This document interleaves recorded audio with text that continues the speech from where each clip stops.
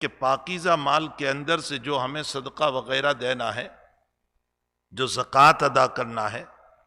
شریعت مطہرہ نے اس کا ایک نصاب متعین کیا، اور وہ نصاب عام طور پر جو فقہا بیان کرتے ہیں وہ 7.5 تولہ سونا ہے، یا 52 تولہ چاندی ہے، یا اس کے برابر پیسے ہو۔ اگر 52 تولہ چاندی جتنے پیسوں میں آ جاتی ہے، اتنے پیسے انسان کے پاس موجود ہیں اور وہ ضرورت سے زائد ہے۔ ضرورت سے زائد ہونے کا مطلب یہ ہے کہ اس پر گھر کا کرایہ بھی نہیں ہے، اور گھر کا کرایہ ادا کرنے کے لیے پیسے نکال دیے گئے سال بھر کے، پورے سال کا کرایہ،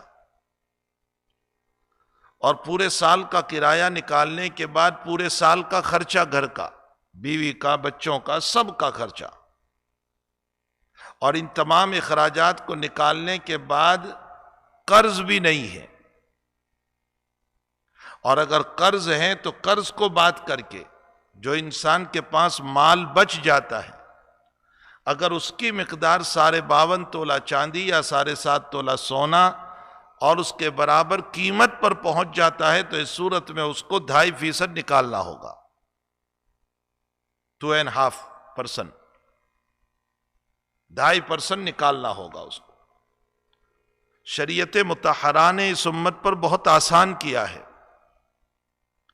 کہ صرف اس امت کو 2.5% لگانے کو کہا گیا، ورنہ ماقبل امتوں کے اندر، پہلی امتوں کے اندر اپنی کمائی کا 40% دینا تھا، 40/7۔ آپ انداز لگائیں تو 100 روپے کمائے ہیں تو 40 روپے زکوٰۃ آ جاتی تھی، جبکہ ہمارے پاس 100 روپے پر 40 روپے نہیں ہے، صرف 2.5 روپے ہیں، صرف 2.5 روپے۔ یہ اللہ تعالیٰ نے اس امت پر بڑا ہی رحم و کرم کا معاملہ کیا ہے کہ بہت کم مقدار میں زکوٰۃ کو رکھا گیا، لیکن امت ہے کہ اس وقت اس فرض زکوٰۃ کو بھی ادا نہیں کر رہی ہے۔